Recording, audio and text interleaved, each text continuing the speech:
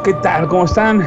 Pues fíjense que estoy aquí con un amigo, un super partner mío de la información. ¿Cómo está el señor Slim?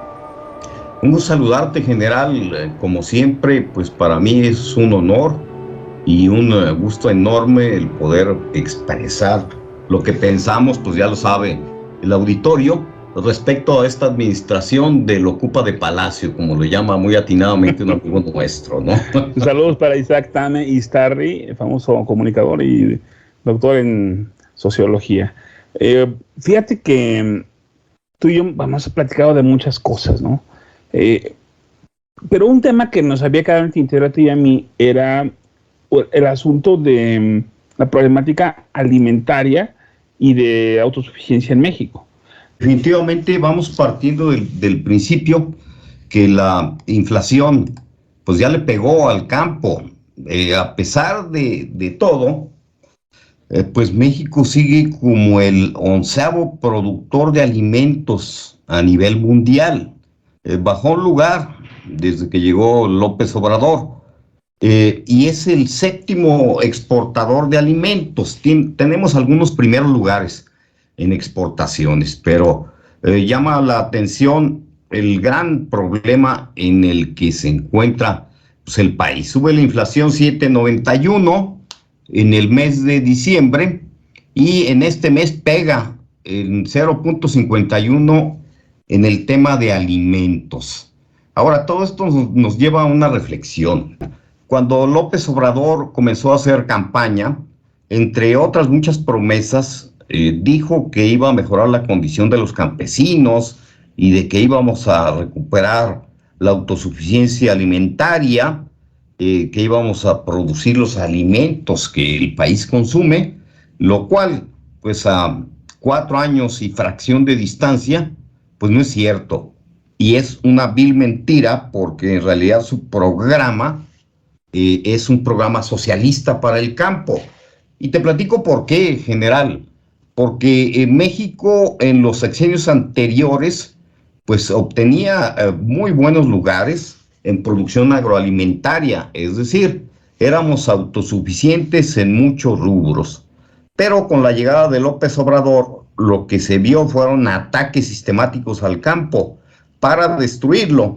Una de las primeras situaciones que dio lugar a conocer que era un atentado al campo fue la declaración de Luis Suárez Carrera, quien es el subsecretario de Agricultura, quien públicamente y luego circuló su audio en todas las redes sociales y los medios de comunicación, donde dice que el fin de la 4T es acabar con la agricultura industrial, es decir, la que nos da de comer a los mexicanos, digamos algunos pequeños productores, la mayoría de los medianos, si no es que todos, y todos los grandes, son los que le dan de comer a México, comenzando por ahí.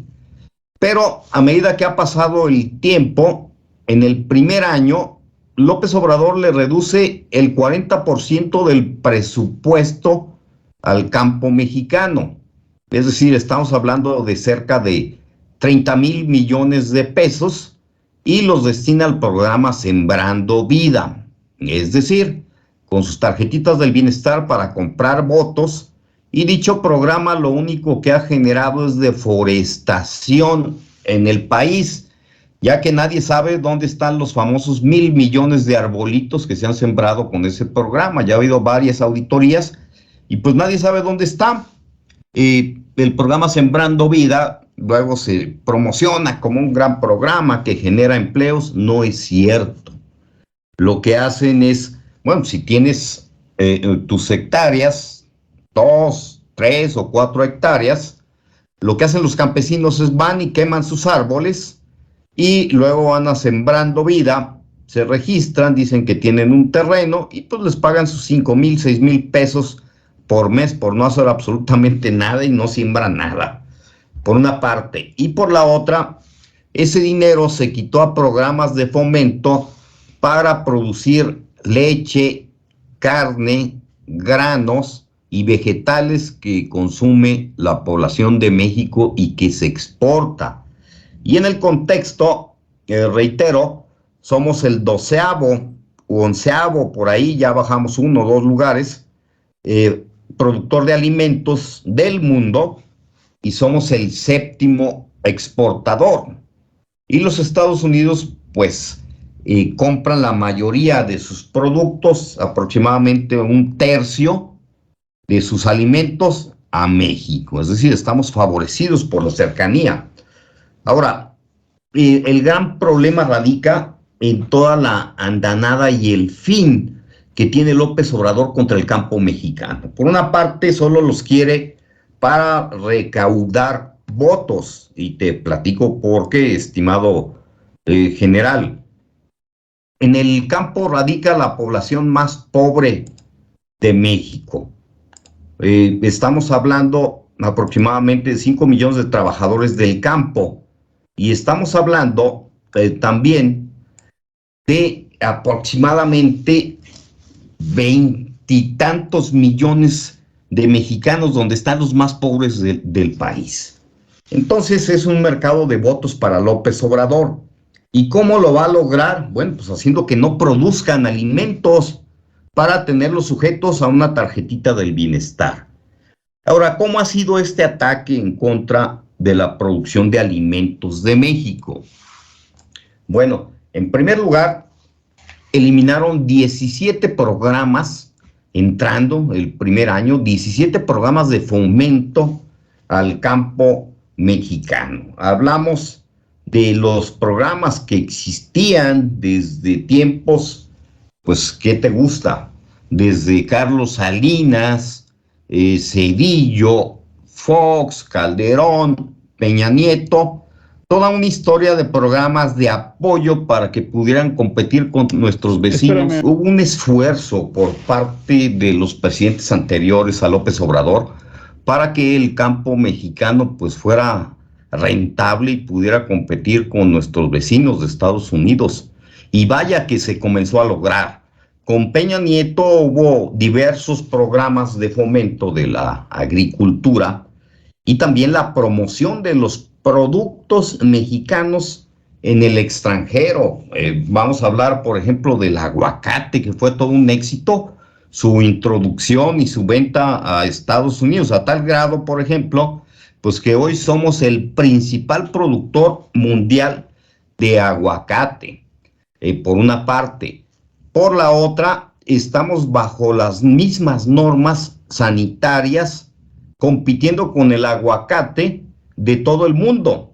Es decir, producimos, pues, ¿qué te gusta? De cada 10 aguacates que se consumen en el mundo, 3 o 4 son de México. ¿Sí? Y rebasamos, pues, con mucho a cualquier país. Por una parte, en algunos otros rubros, por ejemplo, en vegetales, en limón, por citar alguno, obtenemos los primeros lugares. En ganadería somos el principal exportador de ganado a nivel mundial hacia Estados Unidos. Somos el principal exportador de carne de cerdo y por ahí algún otro segundo lugar en carne de res, ya sea de ganado en pie o en cortes, entre otros muchos lugares. Son los primeros productores y exportadores del mundo de lo que nosotros llamamos frutillas, pues que son las fresas, zarzamoras, la mora azul, por ejemplo. Somos de los principales productores en el mundo de pepinos, ¿qué te gusta? De pimientos, de chiles, entre otros muchos productos. Y resulta que gracias a los esfuerzos de los presidentes anteriores y de los empresarios, agroempresarios mexicanos, pues México actualmente tiene una balanza agroalimentaria superavitaria. Es decir, mandamos alimentos a 120 países y aún así competimos contra el mundo y tenemos un superávit entre los 5 y los 7 mil millones de dólares. Es decir, nos benefició el TLC de antaño, hoy el TEMEC, el Tratado de Comercio México, Estados Unidos, Canadá.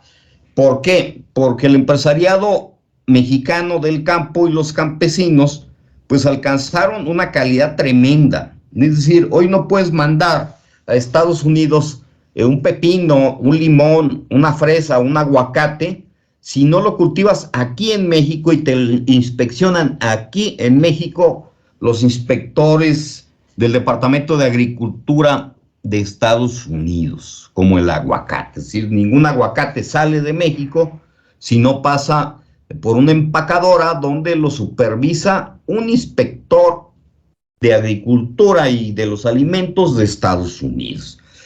Es decir, se ha logrado desarrollar la agricultura y la ganadería a niveles insospechados. Pero ha sido por el esfuerzo de los propios empresarios. Y te platico por qué. Como te comentaba, López Obrador trae una embestida en contra de la agricultura industrial, principalmente de los medianos y de los grandes productores del país, los que generan cada día que tengamos huevo, leche, carne y vegetales en nuestras mesas. Y ahora, ¿en qué ha consistido esa campaña? Bueno, pues en atacar y encerrar todos los conductos para que México sea productivo. Te platico, todos los programas fueron eliminados para producir, es decir, los lecheros tenían ciertos apoyos, los productores de ganado para carne o para leche, pues también tenían programas de fomento para infraestructura, para medicinas, tenían médicos veterinarios que facilitaba el Estado, en fin. Después, para la cuestión agrícola, por ejemplo, para el maíz, eliminó pues todos los programas que había, el Procampo, entre otros, premios para los productores de maíz, programas de fomento, los seguros, que son ya prácticamente inexistentes e inalcanzables. Te pega un huracán y adiós, tienes que dejar tus tierras porque ya no hay seguros, salvo en algunos estados como Jalisco, donde el propio estado pues aporta los seguros agrícolas, agropecuarios, o los propios porcicultores, pues se reúnen y juntan recursos. El estado como tal de Jalisco, por ejemplo, pone otro tanto y están protegidos contra enfermedades como la peste porcina africana, que gracias a eso no ha llegado a México. Bueno, entre otros ataques, y por citarte algunos, recientemente recordarás que se hizo el PASIC, el Pacto contra la Inflación y la Carestía de López Obrador, donde estuvieron empresarios privados y donde les autoriza, digamos, de manera, yo diría muy cobarde, que no sometan a inspección los alimentos que compren de otros países, pues lo cual es un crimen, porque México puede exportar carne gracias a que no existen las plagas, como por ejemplo algún tipo de fiebres que afectan al ganado en Sudamérica, en Argentina y en Brasil. Recordarás pues, que autorizó el gobierno federal importar carne de Argentina, donde está la fiebre aftosa, que fue eliminada en México en los años 50, lo cual pues generó malestar entre los ganaderos de México, porque aquí las normas sanitarias que están a la altura de los Estados Unidos permiten que se pueda exportar carne a los Estados Unidos. Hubo molestias, hubo el cese no declarado del que fuera responsable del Servicio Nacional de Sanidad e Inocuidad Agropecuaria, el SENASICA, por esta situación. Pues ¿cómo vas a permitir que entren alimentos que pueden traer plagas, como la mosca de la fruta, que puede eliminar los cultivos comerciales de fruta, de los cuales pues, México es el principal exportador a los Estados Unidos. Entre otros programas, general, eliminó también el subsidio al diésel agropecuario que afectó pues, a los productores del campo de todo el país y afectó a los ganaderos, a los agricultores, porque para unos ya no era rentable utilizar maquinaria porque salía más caro, por ejemplo, para maíz, y para la pesca. Ahora te sale más caro el diésel que lo que pescas en un día, ¿no? Entre otros muchos programas. Bueno, y recientemente, entre otros muchos ataques, pues recordarás que el 31 de diciembre del 2020 lanza López Obrador un decreto que se publica en el Diario Oficial de la Federación, en el cual pues, se prohíbe en México el uso del glifosato. Y le platico a nuestros radioescuchas qué es el glifosato. El glifosato es un herbicida que se utiliza para eliminar las malas hierbas, sobre todo en el maíz, pues para evitar que las malas hierbas compitan con tu milpa y pues te la hagan improductiva.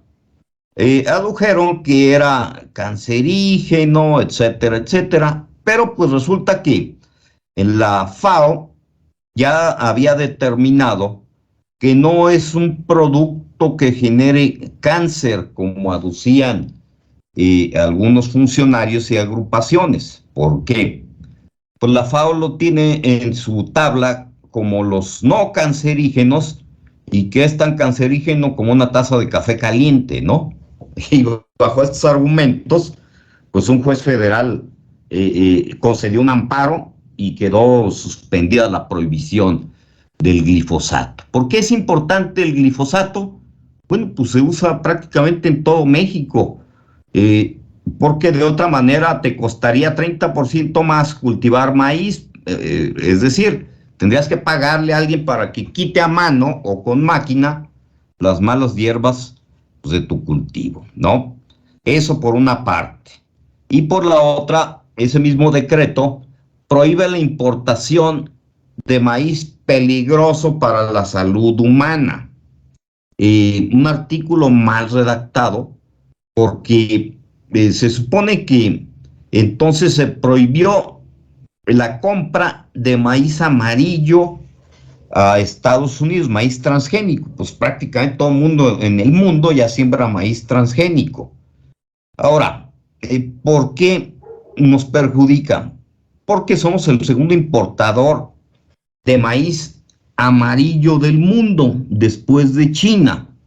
Importamos 18 millones de toneladas por año. ¿Para qué se utiliza? Para forraje, para el ganado. Y resulta que muy digno López Obrador y sus malos consejeros socialistas, pues decidieron borrar de un plumazo la importación, aduciendo que se podía producir en México. O sea, a lo mejor sí se puede, pero sale más caro con técnicas agroecológicas, se tiene que invertir más y tiene que transcurrir muchos años, décadas, para que las técnicas, digamos, ecológicas o agroecológicas, pues puedan rendir lo mismo que los cultivos industriales transgénicos. Es decir, en otras palabras, si no se compra maíz amarillo a Estados Unidos, a Brasil o a Argentina, pues el ganado no va a comer, no va a haber leche y no va a haber carne en general. No sé hasta aquí qué te parezca. Mira, es sorprendente porque la tecnología es la parte de la ciencia que nos permite desarrollar un ámbito del conocimiento para poder abatir las necesidades humanas. Hubo una guerra que se llama entre Perú y Ecuador, que fue la guerra del guano, en los años 1800 y tantos, y a finales de los 800, porque el guano, en esa isla iban muchísimas aves, muchos pájaros, y dejaban ahí su caca. Y eso se recogía, y eso era el fertilizante de aquel entonces. Y eran tremendas barcos que se mandaban a otros lugares con fertilizante, y por eso Perú y otros lugares tenían gran fertilidad en su tipo de cultivo, porque los cultivos normalmente son cada año en ciertos meses y con cierto periodo. Entonces, al desarrollarse científicamente el tipo de maíz, ya a nivel tipo genético, se puede seleccionar un maíz que sea con el tipo de almidón que necesitamos para las tortillas o que necesitamos para el pozole o para los animales, y en vez de que sea una semilla que tarde en germinar, crecer y dar fruto 4 meses, lo puede hacer en la mitad del tiempo y con menos agua. Entonces, ¿qué más podían hacer? Bueno, se ha satanizado muchísimo a Monsanto, pero hace poquito yo colecciono revistas antiguas y en unas selecciones del Reader's Digest de 1952 sale el anuncio de Monsanto, en donde ellos comentan el tipo de ciencia que hacen para desarrollar la posibilidad de que toda la gente pueda comer en el planeta. Bueno, pues se han hecho millonarios, han pasado muchísimos años y se le está acusando porque ellos desarrollan una clase de semilla con un diseño genético para que sea óptima, pero va de la mano con un tipo de herbicida.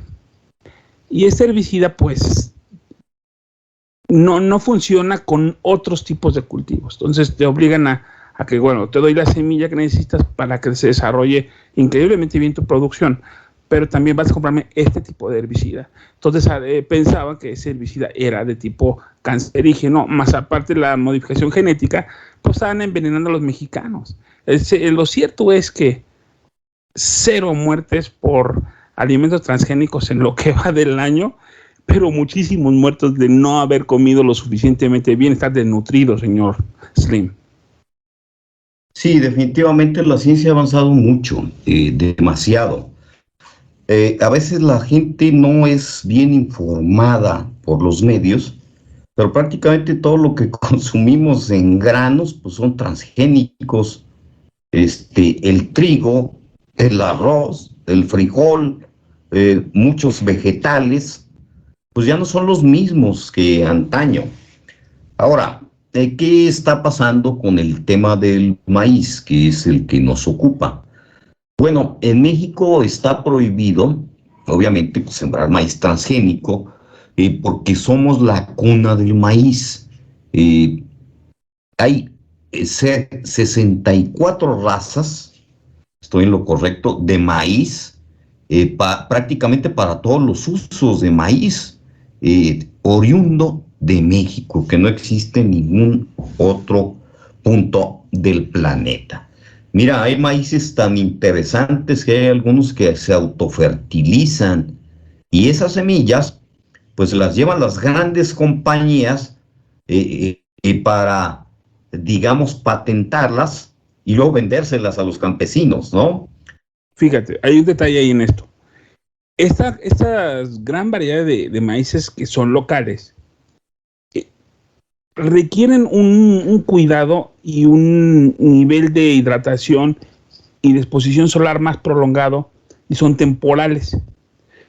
El problema es que, por ejemplo, como tú dices, ¿no? Llega compañías como Monsanto y como muchas otras, llevan esta semilla en lo particular del maíz morado, ponle tú, y la desarrollan para que se pueda cultivar 3 veces al año en vez de una sola, para que aguante épocas de sequía, para que aguante épocas de mucho frío, y te da un producto más grande y a lo mejor con mayores nutrientes. Entonces, la gran lucha que tienen los nacionalistas, y tienen toda la razón, pues la verdad es cierto, es que esta clase de variedades están en extinción, son endémicas, porque solamente están en ciertas zonas, y al ser desplazadas del cultivo de tipo tradicional, entonces se perderán para siempre. Bueno, tienen toda la razón. Y yo me imagino que la vieja del peje era esta señora como, bueno, señora Müller, debe de ser la conciencia histórica que debe decir, no, Andrés, tenemos que luchar por que no se pierdan estas variedades, porque es el fruto de nuestra historia precolombina, una madre de estas. Sí, pero bueno, ahorita estamos luchando o por subsistir alimenticiamente o por guardar todas las variedades técnicos, porque es necesario el tener ese tipo de ayuda tecnológica que nos permita tener todo el año cosechas de alta calidad y de buena calidad, ¿no? Entonces es una situación, es un dilema ético, ¿no? Porque sin duda, aunque hagas una bóveda y guardes un costal de todas las semillas de las 62 variedades, la verdad en la vida real es que la costumbre y la memoria histórica de la gente que sembraba eso se perderá con una generación.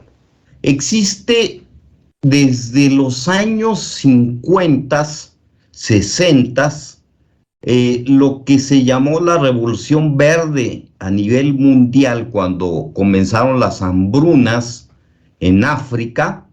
En México, el señor Burlock desarrolló variedades de semillas de trigo, maíz y arroz que le permitieron a África salir de la hambruna.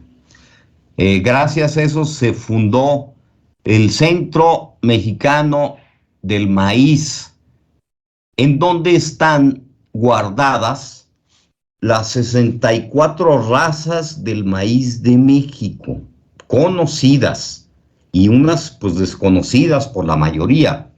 Y gracias a esas, pues de ahí se han hecho híbridos, que son con los que se produce el maíz de las distintas variedades en México. Ahora, hay otro centro que está en Jalisco, donde están guardadas en una bóveda la mayoría de las semillas de los cultivos comerciales y, digamos, tradicionales de México. Ya existen esas dos bóvedas. En su mayoría en México se siembra maíz blanco. Los requerimientos de México son aproximadamente de 24, 25 millones de toneladas. Hablamos cerca de lo mismo de maíz amarillo para el ganado.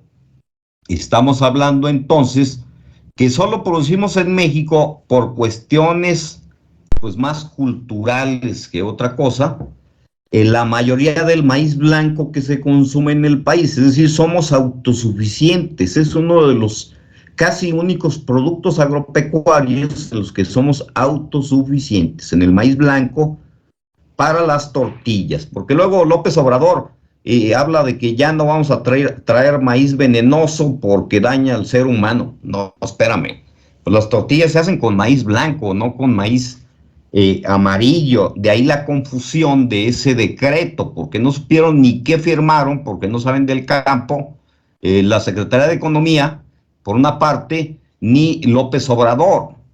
Entonces, tenemos que importar 18 millones de toneladas, solo, reitero, por abajo de China. Y esto viola en automático el tratado comercial con Canadá y Estados Unidos, que va a traer como consecuencia la necesidad de López Obrador, bueno, que se haga un panel de controversias dentro del TIMEC y a fin de cuentas le apliquen sanciones a otros productos agropecuarios mexicanos, reitero, en los cuales somos primero superavitarios y segundo, gracias a eso somos superavitarios también en la balanza agroalimentaria con el gigante agropecuario del mundo, es decir, le vendemos más de lo que nos compra. Pero con López Obrador se han acelerado las compras a Estados Unidos, por ejemplo, de leche en polvo, de pierna de cerdo, de granos, porque tampoco somos autosuficientes en la producción de ningún grano. Tenemos que importar el 80% promedio de todos los granos: trigo, arroz, frijol, maíz, sorgo, etcétera. Y soya, quizá uno de los más importantes para la ganadería. Entonces, todo eso es transgénico. En el mundo ya es muy raro el que siembre maíz que no sea transgénico, trigo que no sea transgénico, porque no es rentable, no produce. Y aquí por fuerza los visionarios socialistas quieren que se retorne a como se sembraba pues hace un siglo, ¿no? Con COA, y sin fertilizantes. Bueno, La otra, espérame. la otra, Ya esto es dime. la 4T, ¿no? Ya es una onda donde Back to the Future, o sea, están regresando a la época donde no había ni cámaras para grabar la corrupción. Es un regreso al pasado muy lamentable en todos los aspectos. ¿Y por qué no iba a ser, si ya acabaron con la salud, con la educación, acabaron ya también con la seguridad, están acabando con el cielo abierto del espacio mexicano, es militar? Entonces, ¿por qué no iban a acabar con el campo también? Yo te agradezco muchísimo el haber acompañado, el haber dado la idea de esto. Ya nos extendimos, los programas eran más breves, pero pues te dejo que cierres con algún comentario y que mandes tus saludos, por favor. Muchas gracias, general. Pues nada más brevemente recordar que ahorita hay una batalla en el Senado donde las agrupaciones de campesinos están peleando porque no se conforme una ley que trae el grupo de Morena para prohibir, pues adivina, los productos agroquímicos para el campo. Estos señores ya no quieren que se le ponga químicos en el campo, ni siquiera garrapaticida a los animales, aduciendo que no, pues son perjudiciales. Esto obviamente pues, puede desplomar la producción, o sea, traen una visión absurda, neoecologista, pero el fondo es que quieren acabar con la agricultura y la ganadería para someter al país a una hambruna. Y si prosiguen por ese camino, pues van a destruir al campo mexicano. Los agroproductores han resistido como buenos mexicanos, siguen produciendo alimentos, pero ya estamos viendo las consecuencias. Le subieron los fertilizantes 100, 200 o 300% y hasta 400. No tienen apoyo oficial, pero siguen produciendo. Entonces, pues que Dios los bendiga, les deseamos todas las bendiciones, no la suerte, las bendiciones de el Eterno, pues para que siga habiendo alimentos en México ante esta bola de absurdos que ignoran cómo se maneja el campo en México y quieren verlo, reitero, pues como hace un siglo. Es más, ya no quieren que se coma ni siquiera carne, ¿no? Entonces, pues no vamos a comer porque es venenosa, la leche es venenosa, el maíz es venenoso. Entonces, pues que la gente muera de hambre. Y además, pues es para control político. Acuérdate, general, que el hambre es un control político muy efectivo. Ahí tenemos el caso de Cuba, el caso de Venezuela. Pues yo te agradezco mucho, agradezco la paciencia de quienes nos escuchen. Que Dios los bendiga, que los proteja, que proteja a nuestro México, a nuestra patria. Y pues ya nos escucharemos en alguna otra ocasión. Muchas gracias, general. Muchas gracias, qué generoso y la verdad qué buen tema sacaste. Conoces mucho de esto. Invito a la gente que vaya a tu hilo, que busquen a tu @, que lo estoy dejando aquí, para que vean el tipo de contenido que tú desarrollas. Y yo sé que tú trabajas en diferentes medios, entonces ahí van a poder ver tu publicación. Muchas gracias. Y bueno, me quedo con un concepto que me dijo Raimundo Tenorio, que ahorita que hay una inflación descontrolada en México y las cosas en todos los aspectos están subiendo, me decía, bueno, mira, tú o yo o el señor Slim, pues tenemos nuestra tarjeta de crédito y al final a lo mejor no completamos el mes y usamos ya para el día 28 o 29, 30 la tarjeta, ¿no? Y ya con nuestro aguinaldo o con algún tipo de compensación nivelamos esa deuda. Pero ¿cómo hacen las personas que son pobres y que no tienen tarjeta de crédito? Que él me decía que era el 52% de la población. Imagínate, ellos tienen que vender, empeñar o buscarse alguna otra forma de entrada. Por eso es que hay tantísimos delincuentes, porque ven en su casa la situación asfixiante, no ven oportunidades ni laborales ni escolares y dicen, ¿sabes qué? Me sale mejor irme a saltar una pecera y llego con algo de dinero a la casa. Entonces estamos nosotros pagando con inseguridad todo este asfixia en el aspecto de desarrollo social de la población. Entonces, amigos, no nos crean nada, no crean ni madre. Ustedes investiguenlo por su cuenta, sean sus propios jueces. Les damos la idea de cómo va en la onda, de qué lado más caliguana, pero cada quien debería de no creerle a nadie y buscar las fuentes, encontrar en Google y encontrar contenido donde se explique a fondo la situación. Si ustedes ponen aquí en YouTube insuficiencia alimentaria de México, van a encontrar muchísimos materiales en donde van a formarse un propio criterio. Aquí mi amigo Don Slim y un servidor, lo que queremos es echar a aprender esta mecha de curiosidad. Carlitos, muchas gracias. Gracias, general, muchas gracias y quedamos a la orden, muy amable. Muy bien, amigos, un saludo a todos, Dios los bendiga y cuídense porque la resistencia está en sus manos. Muchas gracias.